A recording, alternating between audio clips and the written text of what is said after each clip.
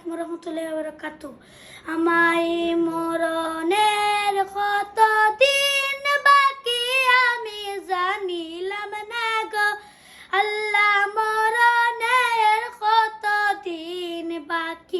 আর আজরাইল আসিয়া যখন হস্তে দিবা দরি, আর আজরাইল আসিয়া যখন হস্তে দিবা দরি, তখন আমার মনাবাই করবা লুকালুকি আমি জানিলাম না গো আল্লাহ, মরণের কতদিন বাকি।